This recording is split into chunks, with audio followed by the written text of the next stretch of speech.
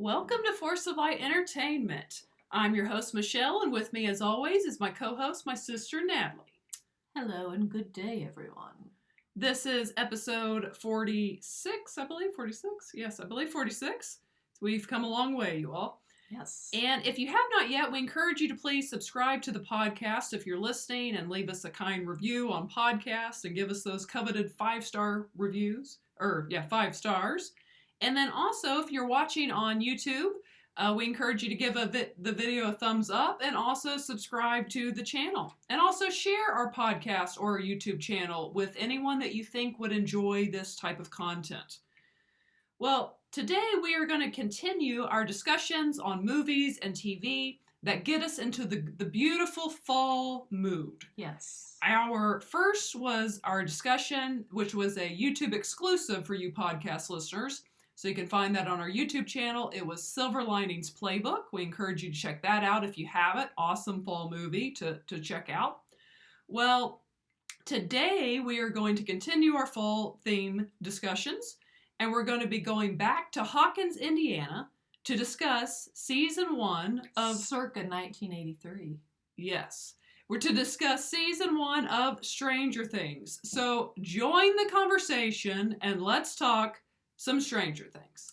The circa 1983 thing comes from... The Jimmy Fallon thing. I can't ever get that out of my head, and she's like, let's go back to Indiana circa 1983, and then she goes through the recap of the first season, which is what we're going to do. You can YouTube that, yeah. Millie Bobby Brown on Jimmy Fallon. It's a fun thing.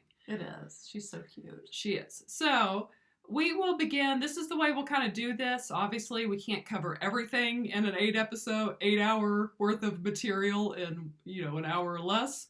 So we'll discuss the opening scene and then we'll kind of break it down by characters and we'll kind of talk their arc throughout. So we'll kind of keep going to the end and then kind of back. So an overview, if you will. Yes. We'll try to keep this working linear for the most part. Yes. So we'll do our best with that.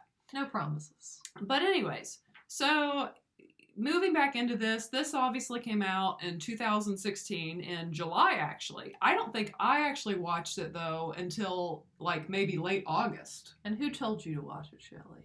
She did my sister Natalie did tell me to watch it. So. Natty always comes through with the good recommendations.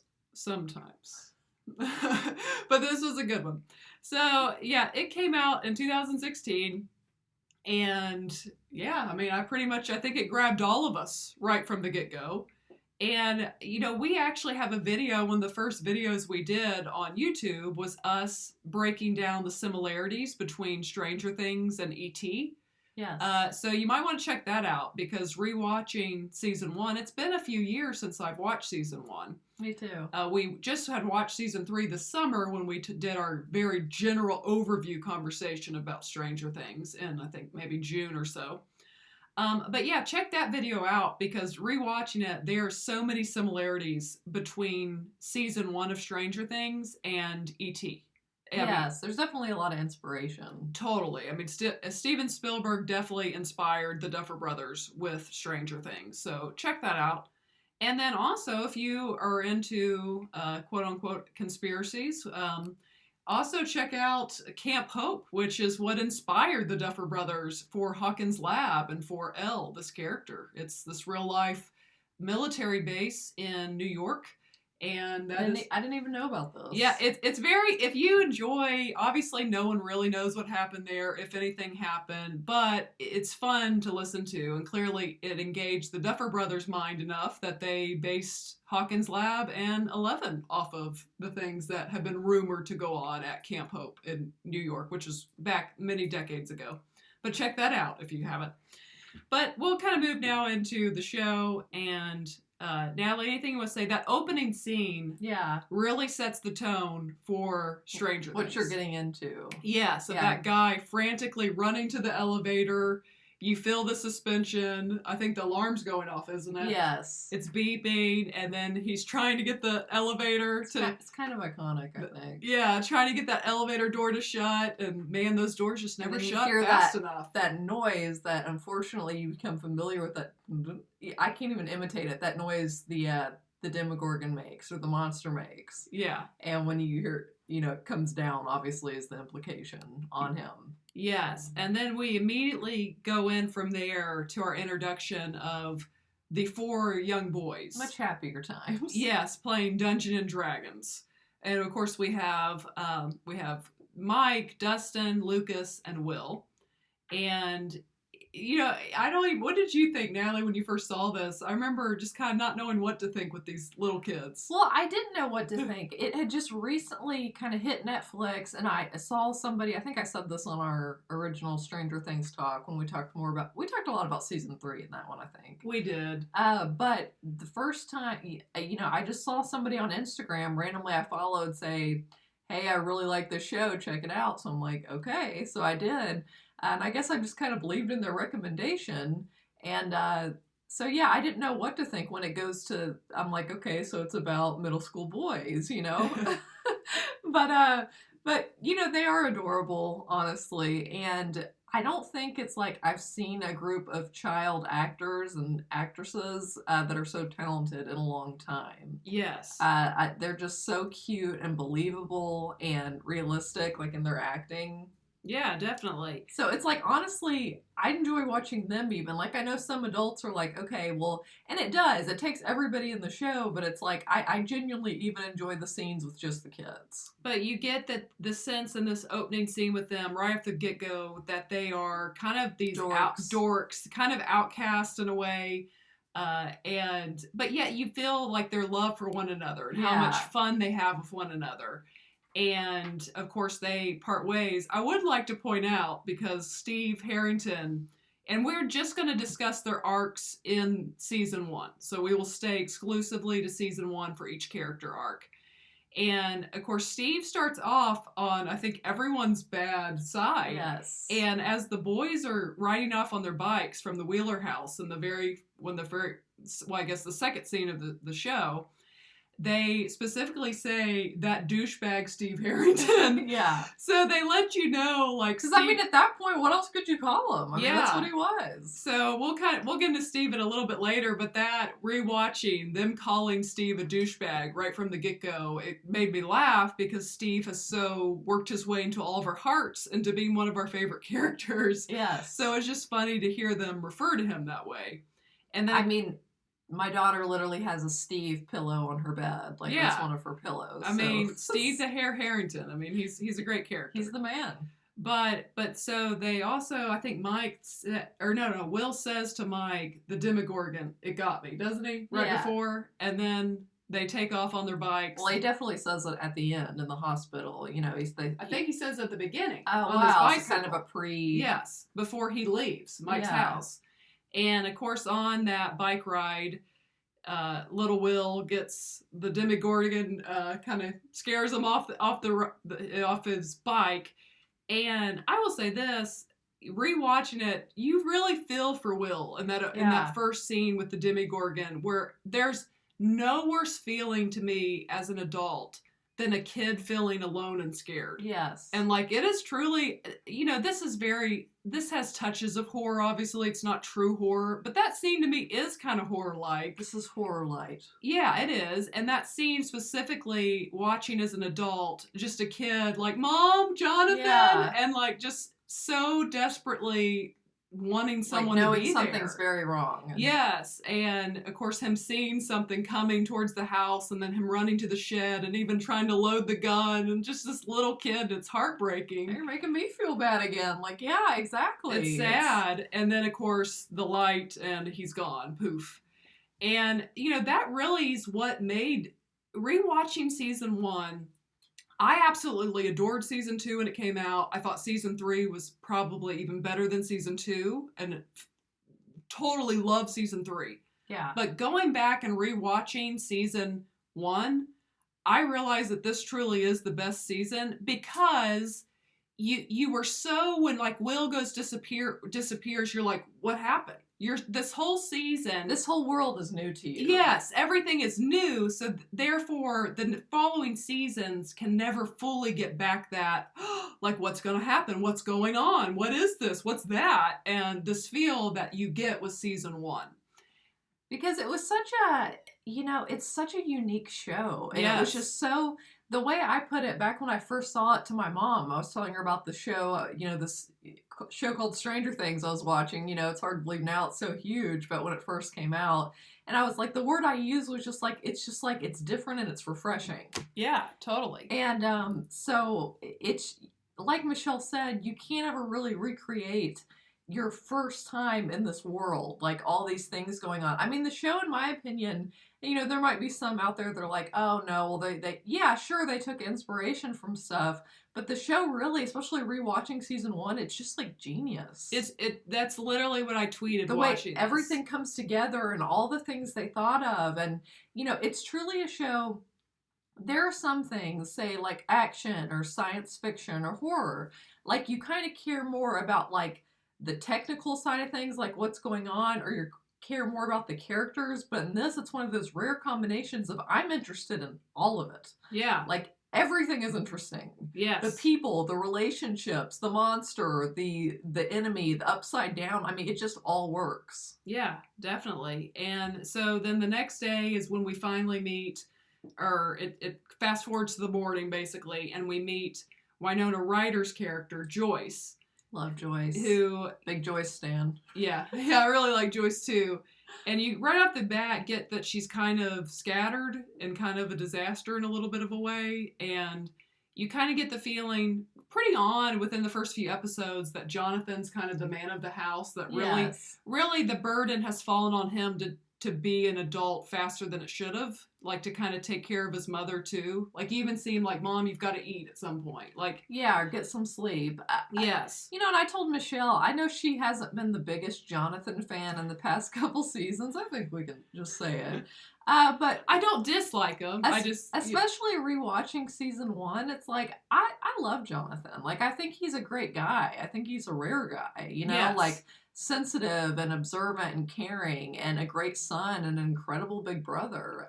So I'm a fan of Jonathan. I like Jonathan. Yes. And so we'll kind of move in. Like I said, we'll try to keep this linear as possible.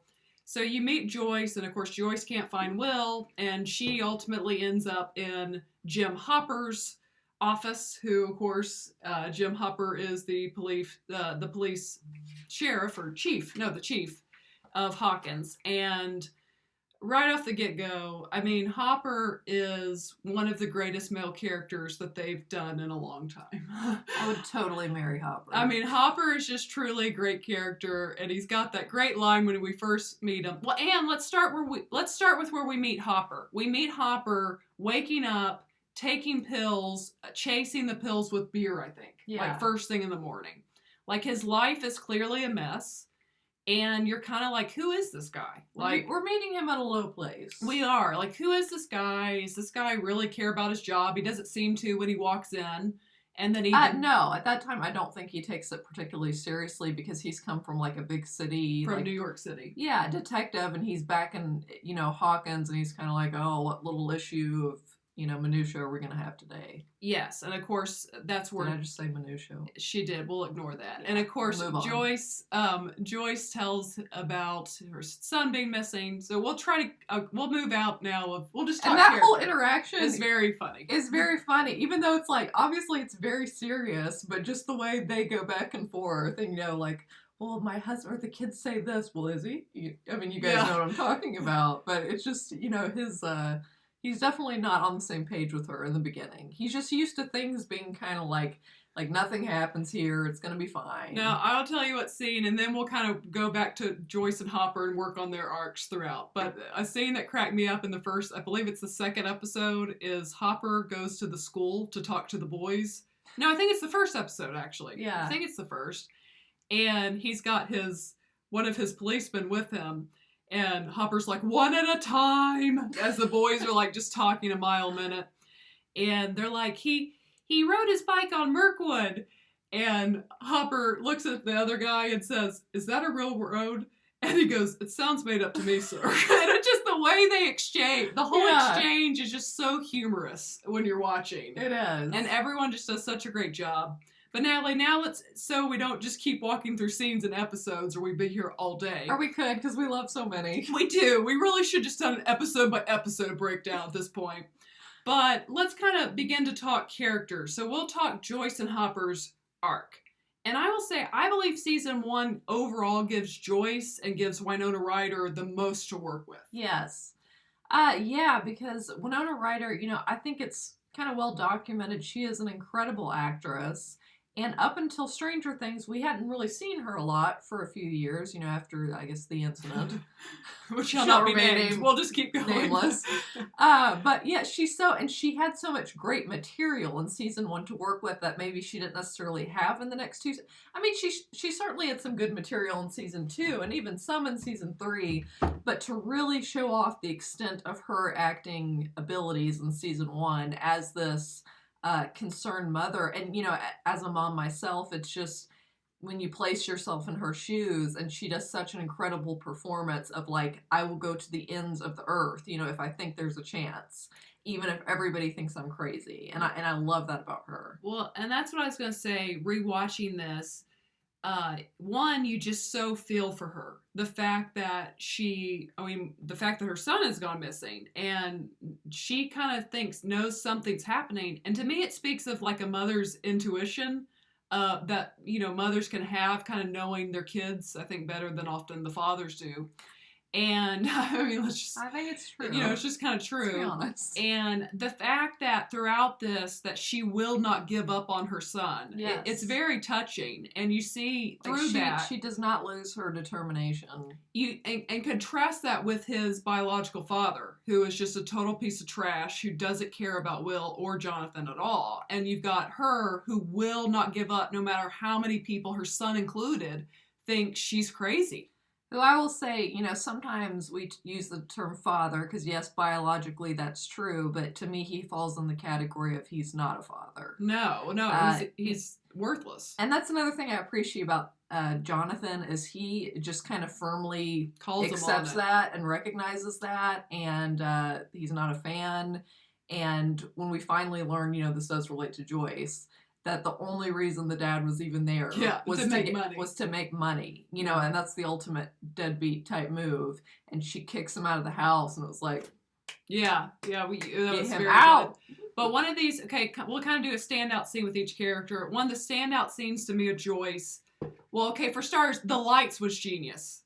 Okay, so 2 scenes. The first time you see the Demogorgon coming through the wall, I remember being like, what the heck is going on? It was kind of one of those jump scares the first time I saw it. I mean, intense. And then the second time, when she finally has figured out how to communicate with Will, and when Will, she's like talking to him, and Will, all of a sudden, with the Christmas lights and with the alphabet that she's put up, Will spells out run. And that scene was like so whoa! Intense. Yes. You know, it makes you kind of, oh gosh, you know, and this show does that so well. Yes. Particularly in season 1. But I think it's just because it was new. Yes. You know, that's part of it.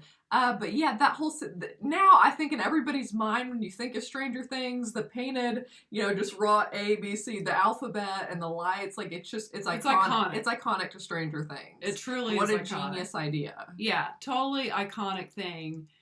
Just excellent with the lights. And then I forgot actually that there's a point, the upside down kind of opens up, and she actually sees Will. Yes. I forgot that rewatching this, and that scene's kind of emotionally gripping and heartbreaking. She can't get to him, but he's like, there. You're right here, but I don't know, you know. And she even puts bangs the wall open, you know, to try, but it's gone. It's like it's closed up is how it works, I guess. Yes. And so Joyce just has so many great character moments, and you begin to really appreciate her and Hopper even by the end of this. And I will say this, it always touched me. Joyce is so, just as I believe Hopper, we'll move into him here in a second, Hopper is kind of the father of all the kids in a way. It's like Joyce has always kind of been the surrogate mother of 11, really. Like, you see an immediate bond to 11 with Joyce. Yes, I actually, in my notes, that was something, particularly when she's in the pool or when she's in the bathtub. You know, Winona Ryder does such a good job of conveying this girl she barely knows, but she does have hope in, obviously, to find her son.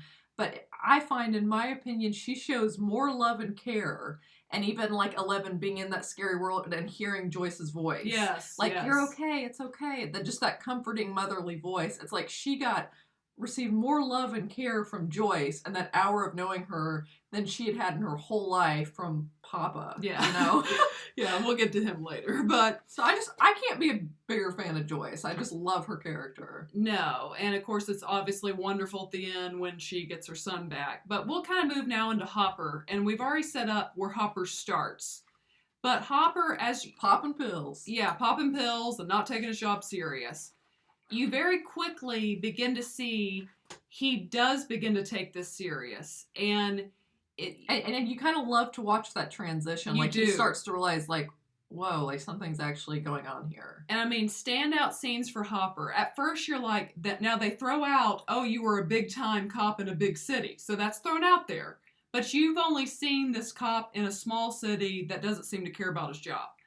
And then when he finally wants the truth enough that he goes in and, okay, for starters, he meets a guy who faked Will's body's death and just like punches him to get the answer. And you're kind of like, dang. And I think what started to make him if I remember correctly, what started to make him suspicious to kind of seek this guy out and do this was when he realizes that the regular, is it the coroner? The coroner, yes. The state or whatever has put him out, and he's like, this is kind of fishy, you know, Yes. and maybe he's got Joyce's, he thinks craziness at the time, but in the back of his head subconsciously. Oh, and what actually starts him getting serious is when Benny is killed at the beginning. Yes. Because Benny was his friend, and, you know, there's a murder now, too, involved in all this. And just quickly, before we pass that up, that whole scene, as sad as it was, you know, for Benny, but when she comes to the door, that, you know, that evil lady, and pretends to be, oh, you know, she's run away, let me come in, or whatever. And then, once again, it really set the tone for the show. Like, Yes. This is how high the stakes are, this is how crazy and evil these people are. And she shoots Benny, and that song comes on. Is it called The Rabbit or The White Rabbit or something? It's a very cool kind of psychedelic late 60s song. But that whole scene was chilling, but like epic. And then 11 with the... Yes, yeah. But we'll get to 11 in a minute. But yeah, so Hopper too, standout scene to me is when he finally's had enough and he sneaks into Hawkins' lab. Yes. And they've caught him and he kind of plays it off and then just punches him in the face and keeps going. Like pulls a gun on him. Like, yes. Like, you know, like this guy means business and like he's good at his job. Not only is he not bad, like he's skilled. There's a couple incidents like that and it literally makes you laugh because he's like, well, you know, I'm Jim Hopper. And then when he's like, well, yeah, just knocks him out, pulls a gun on him. Kind of like, we'll go with plan B. Yeah, and so I'm trying to think of other standout moments, and of course he's trying to figure out who the shaved head girl or boy is that was at Benny's. There's all these pieces of the puzzle that start coming together, you know, so beautifully.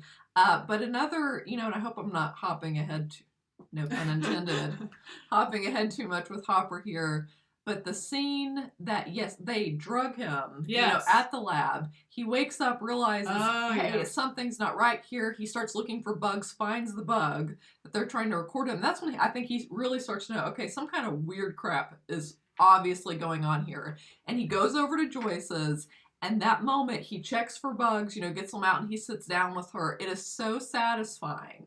Like, as a mother, and when he's finally all in, like, all yes. on board, and he's like, Joyce, you were right the whole time. You were not crazy. And this is just after they've buried, you know, him. And Joyce is just, like, tearing up, because how could you not? not? Because it's like, the satisfaction and the hope on her face was so satisfying to watch. Yes. So that... And like, somebody knows I'm not crazy. Yeah, so then, of course, they find 11's biological mother that... the Hawkins lab has made crazy, which we find more out in season 2, which we'll get to at a different point in time, different episode. But we'll kind of wrap up Hopper in this season. Well, one, of course, they all come together and he meets 11 for the first time eventually. Yes. But then him and Joyce go off to get Will. And there is something about, like, literally last night when I was watching this, it tears me up. Yes. Like, it tears me up. Look, yeah, probably does tear you up. But it made, like, tears in my eyes. And it did the first time I saw this. Like, when you finally see Like, it's almost like this redemptive moment for this character. Like, he couldn't save his child, but he is hell-bent that he's going to save Joyce's. And he even, you know, kind of a couple episodes before the very end, you notice he says to Joyce in the car, he said, do you know what I would do for even a chance if I could save my daughter?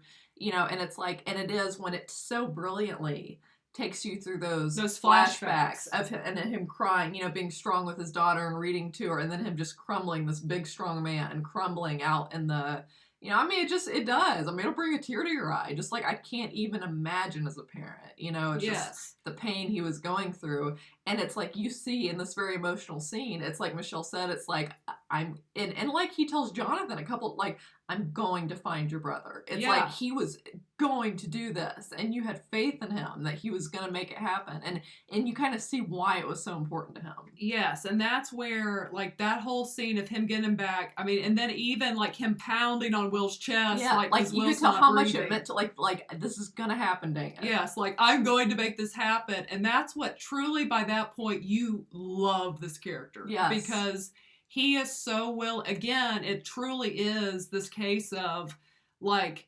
turning pain into something productive. Yes. Like, because I've experienced this, I'm going to make sure you don't. Right. Like, and it's just like, it's a beautiful scene with Hopper. And I mean, that's why you just love this character by the end of the show. Yes. I mean, really, the character growth of Hopper throughout the season is phenomenal. Like, that is how you write characters, people. Hopper's probably one of my favorite characters of all time. Yeah, I said he's one of the best male characters that we've seen, really. And I think, you know, the thing with Hopper, he's a mix of, like, Han Solo. Definitely.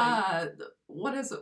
His other iconic role? Indiana Jones. Indiana Jones. He's like a mixture Dirty of that. Harry. Like, Dirty Harry. So many different things. You know, and then he's got comedy. And then he has this big, big heart deep down. Like, and he's this, like, gentle giant in some ways. Like, yes, with adults, he gets...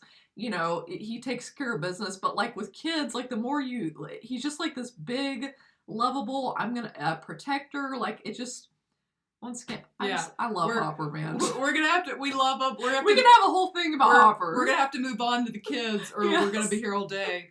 So we'll kind of move into first 11, and I mean, talk about a great intro again. 11 coming out and her meeting those boys, like in the woods, right? Yes. They shine the light. Kind of the end of the episode. Yes, and it's 11. And her whole, I mean, my gosh, she's one of the greatest, I think, female TV characters, and it's this little kid. Yeah. And Millie Bobby Brown, now looking back, it was just so freaking cute in this season. Michelle actually texted me, I hope this doesn't embarrass you, and she said, 11 is just so cute in season 1. She said, I just want to hug her. Like, you do, you just want to give her, well, and because Millie Bobby Brown was, even at this age, was such a good actress. Like, she acts out the emotion of this kid so well. Yeah, and I think you really see that, like, looking back, like, it's almost like I didn't appreciate, you know, when I watched it at first. Oh, I did, I remember. Like, now that I've seen her in other things, and season 2 and 3, it's like, she was so young, and she did so good. I mean... Like, the way she can convey pain and fear on her face, because, you know, this isn't through dialogue. No. Like, you know, this is facial acting and body acting. Like, someday in acting classes, when they teach facial acting, they're just going to have Millie Bobby Brown, her. like, 11's character, because she speaks so little in the season. But yet speaks so much. Yes, relays so much. And it's just so traumatic watching the way she was raised. And this character, and we kind of bring him in, of Papa, you know, who so manipulates her and doesn't care about her at all. It's just about what he can get from her. And it's so sad, like, looking back and watching season 1, like, in her sweet, you know, childlike state, it's like she has been treated, she is not just, she's a lab rat to this man. What can you do for me? Here, I'll throw a crumb at you, basically, to do all this stuff for me. And, you know, and it's like, she still, you can tell there's that little part of her, because it's all she's known. It's kind of like human nature. It's like, she wants to please him. Yes. But it's like, he's so taken advantage of her. You know, and it's just so sad to watch. It's like, and once she finally gets a taste of friends and, like, people that actually care. Yes. And, I mean, some of those acting scenes, like the way she feels when she sees the Demogorgon in the, like, where she goes in her mind space, whatever you want to call that. I mean, just her acting throughout all this is so phenomenal. But then it's just so delightful to see her. And this is where I would say, again, they take such inspirations. Again, check out our video on E.T. and Stranger Things. It is so E.T.-like, her and Mike's relationship. Yes. Literally hiding this otherworldly person in your house and their friendship that builds. And her in a dress and a wig, just yeah, like a dress and a wig. wig. And even him teaching her really how to speak. Like, yes. kind of E.T.-like. Like, yeah. it truly is. And Mrs. Wheeler is very much like the mother in E.T. that is so oblivious to the fact there's a kid in her house. And yeah, she's like, did I hear something? No. Yeah. Like, so, but their relationship, and then, of course, with the boys in general, is just a delight. And it breaks my heart when, because 11, of course, points out knows Will from seeing him in the Upside Down. And it breaks your heart when Will at the end is in pain. Not Will, Mike. And he screams at 11 and she goes off on her own. Yeah. And you just break for this little kid because they don't know all the pain she's already been through. They don't know all the trauma she's had. Or when Mike says hide in the closet and she's like so freaked out. She's having like PTSD. Yes, of what she's been through. And then, Lucas in this. So we'll bring up Mike, Dustin, and Will's kind of off. We'll get to Will later. But we don't get to see Will very much in this season. He gets that chance in season 2 to shine, and boy does he. He does. But so we've got Mike, Lucas, and Dustin. And Dustin's just kind of along for the ride. Like, he's just kind of the happy, lighthearted one that's there for humor. Well, humor, and it really hit me. He's a peacemaker. Yes, he is a peacemaker. Like, he's kind of the middleman that brings people together. He's kind of the voice of reason in his silly little way. He and is. Dustin, can I just say, he just makes me smile. He does. Like, he has some of the best lines, like, for comedy. When he smiles, it makes me smile. His beautiful little toothless smile. Like, he's just, talk about wanting to hug a character. He's just precious. And one of the funniest Dustin moments that I literally laughed out loud watching yesterday. So first of all, that scene with 11 in the gym is awesome. So they've had these bullies. They've already shown they give, the dorky kids that we love a hard time.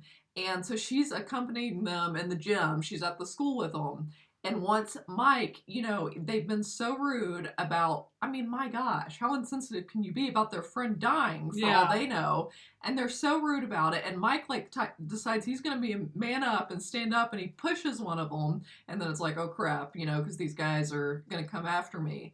So when 11, freezes him, and kids are watching, and then he pees his pants, and then 11, you look back at her and she just smiles and, and walks off. You see that she did this. But anyway, so then in the scene where they're once again being bullies, trying to get revenge for that act that happened, and they've got Dustin and they're threatening to take out the remaining baby teeth that he does have. Yeah, and they basically are going to murder Mike. I don't know how they thought this was going to go. And Dustin's got the knife right here, and he says, well, we can't help it, our friend with superpowers squeezed your tiny bladder. Yeah. Just funny, said your tiny bladder. Well, and then, of course, that moves into 11 saves Mike with her mind. For starters, 11, we'll get back into 11. We're kind of talking about all the kids now. 11 truly is kind of like an X-Men character, really, in a way. And I think they reference that. Yes. And then one of them says, no, more like Yoda. And it's I like that. It is. Well, and I will say this, because 11 gets drained when she uses her powers, which is very Baby Yoda-like in The Mandalorian. That's true. Baby Yoda gets drained and has to sleep after his powers have been used. And they're both still children. So they it's are. Maybe, and we'll have to see with 11, like it did with Yoda, maybe with age, that gets better. Yes.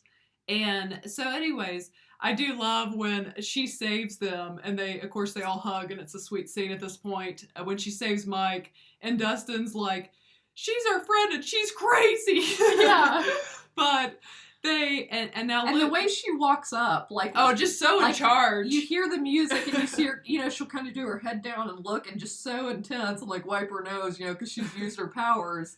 But yeah, and then they all come together, and that when the three of them all hug, it's just super sweet. Yes, and then we all tell in season 1 that Mike has an immediate crush on 11, pretty much. Clearly. Yeah, which the boys call him out on. He definitely likes 11. And Lucas, we'll talk about Lucas more down the road. Lucas ultimately becomes one of my favorite of the kids, but Lucas is like a grumpy old man for the first part of the season.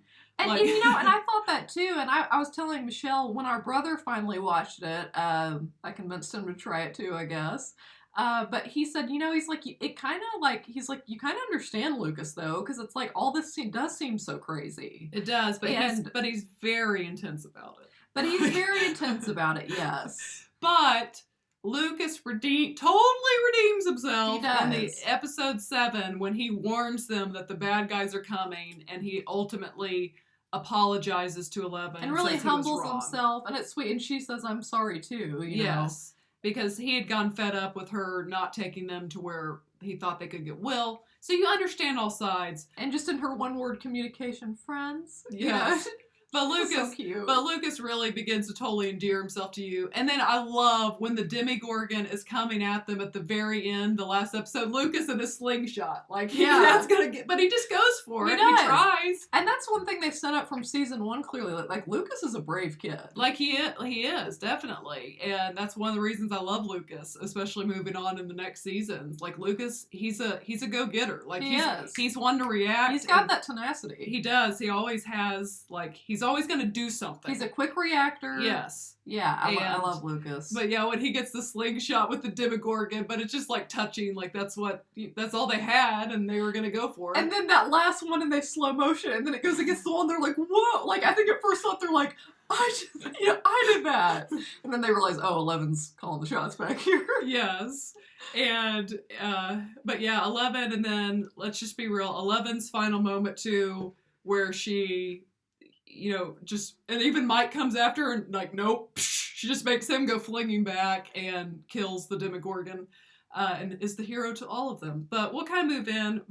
Natalie, we'll need to work quicker with these characters, but we'll move into Nancy, Jonathan, and Steve. And of course, Steve has now talk about a character that totally redeems himself. Because we're going to say that a lot because we're big Dumb and Dumber fans, but sometimes that's all you can say. Because he truly is a douchebag, as the boys say at the beginning, and is jerkish and has 2 awful friends. Gosh. I mean, terrible friends, and is that classic guy that just wants to get in a girl's pants in the beginning of the season. Like, there's no other way to say that. He's a schmuck. He is. Like, he's a douchebag. And anyways, finally, when he switches after Jonathan beats the crap out of him, which becomes a season regular for Steve.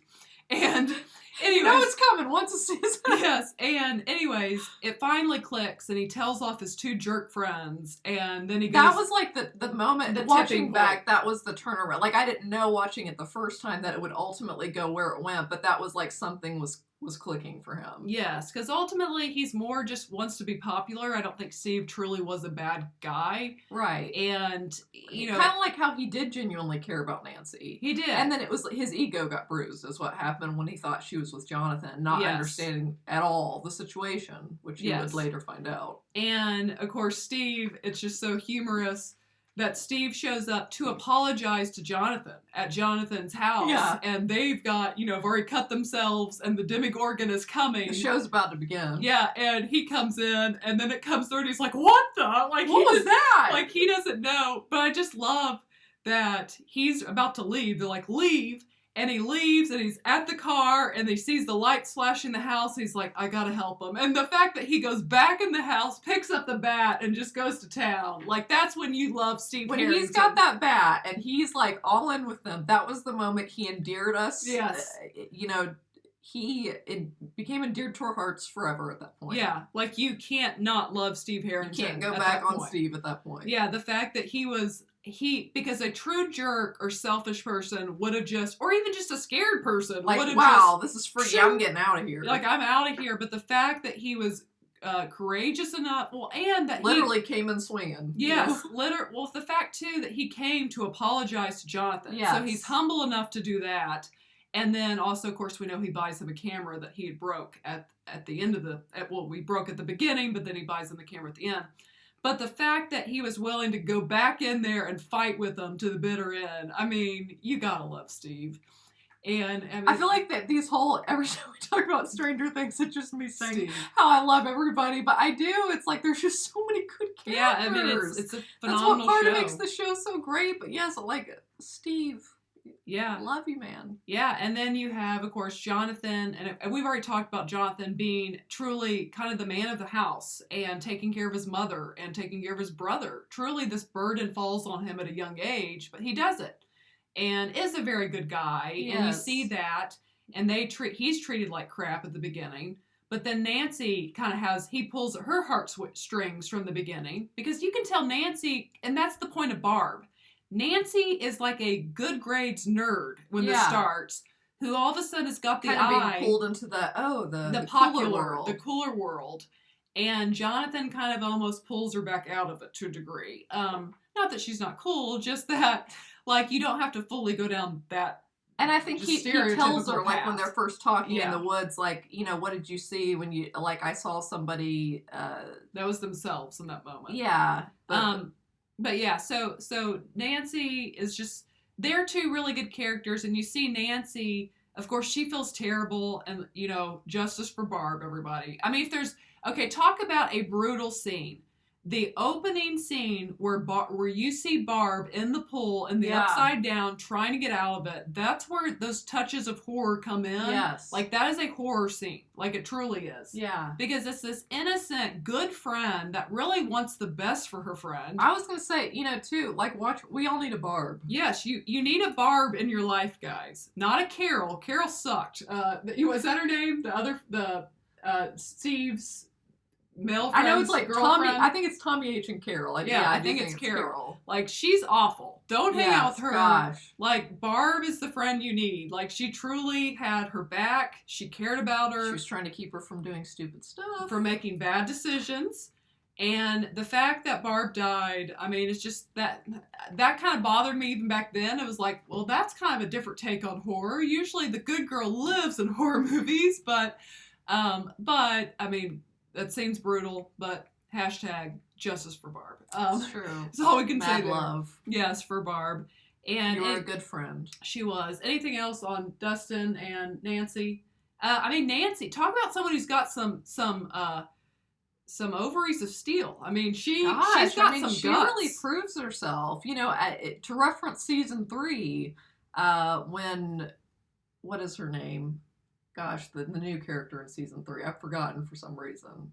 I don't know that she hangs out with Nancy. No, you know, Steve's like who he works with. I forgot what her name is. Robin. When Robin says, "Oh, Nancy Wheeler, she's such a press" or something, and Steve's like, "Actually, not really." Yeah. You know, it's like she is awesome. You know, like her.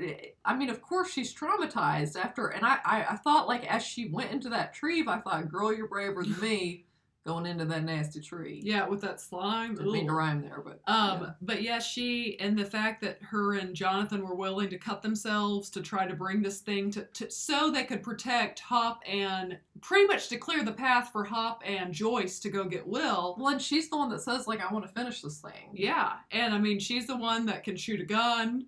And she really turns out she's kind of an alpha female, you know? She definitely is. Jonathan's not an alpha male. But I think that's why they kind of work down the road. It is, but saying that, Jonathan takes care of stuff, as we've pointed out. He does. He's not some passive man either.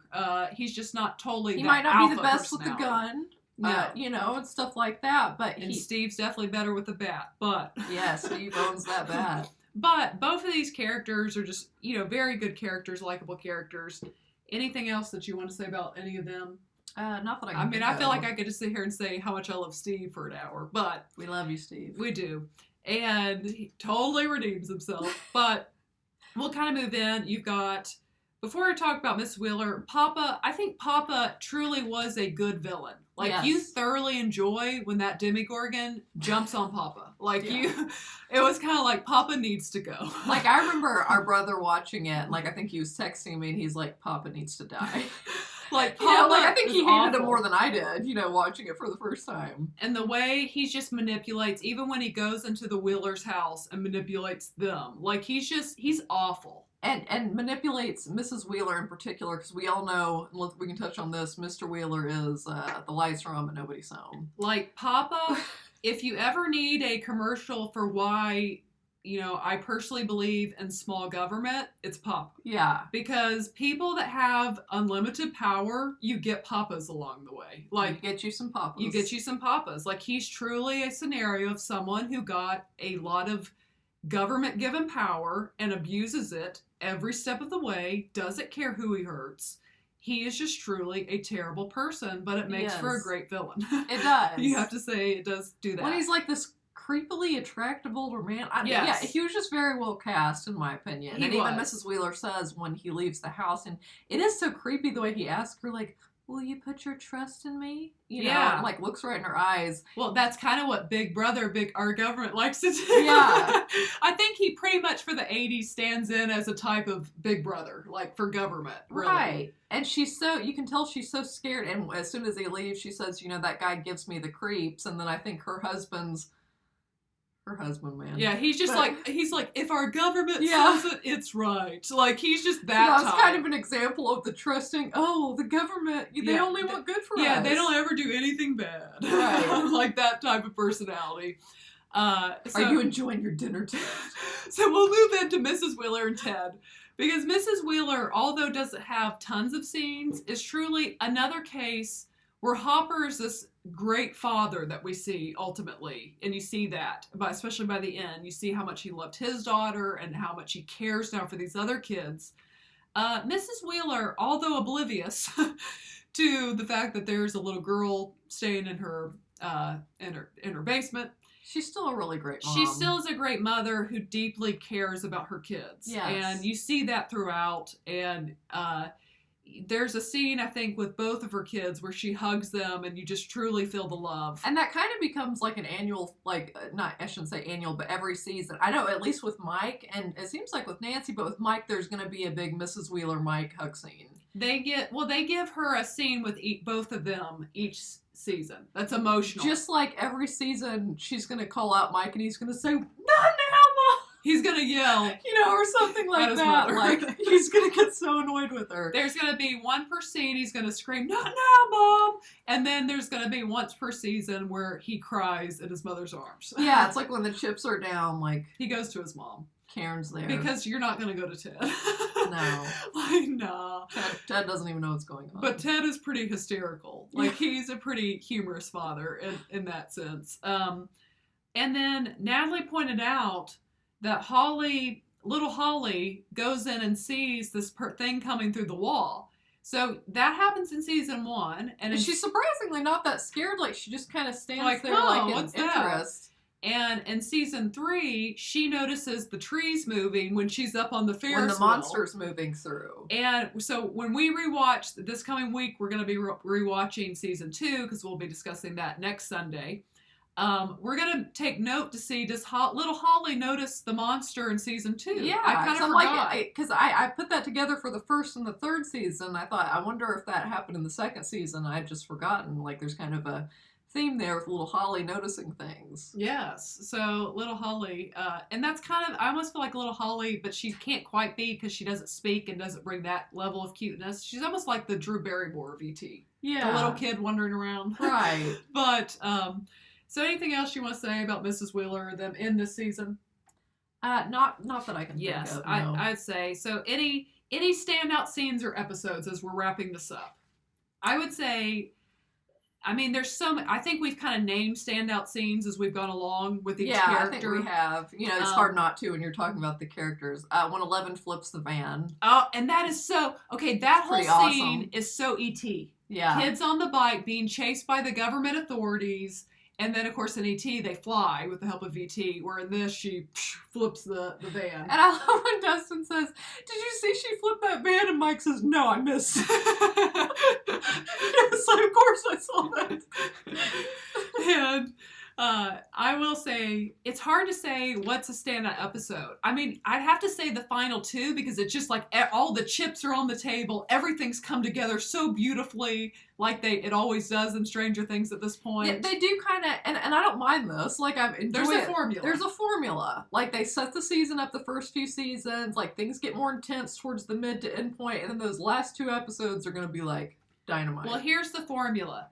There's different subgroups that begin to piece pieces of the puzzle together, and then finally they maybe two come together, and then finally in the final episodes they all come together and all the pieces of the puzzles align. That's the formula of Stranger Things, and it works. It does. But yeah, that's kind of, I think, our discussion on Stranger Things season 1. I mean, just such great character development, and this movie was just, and I say movie, this TV, it was like a movie, it's an like 8-hour movie. 8 little movies, yeah. I mean, it was just incredible. And then Hawkins' lab is so creepy and weird and entertaining. And we might have said this in our first Stranger Things we've session. been there. Yeah, we've been there a couple times. Yes. In One fact, time we almost got arrested, but... Yes, Hawkins' lab, when I lived in Atlanta, Hawkins' lab was 3 miles away from my house.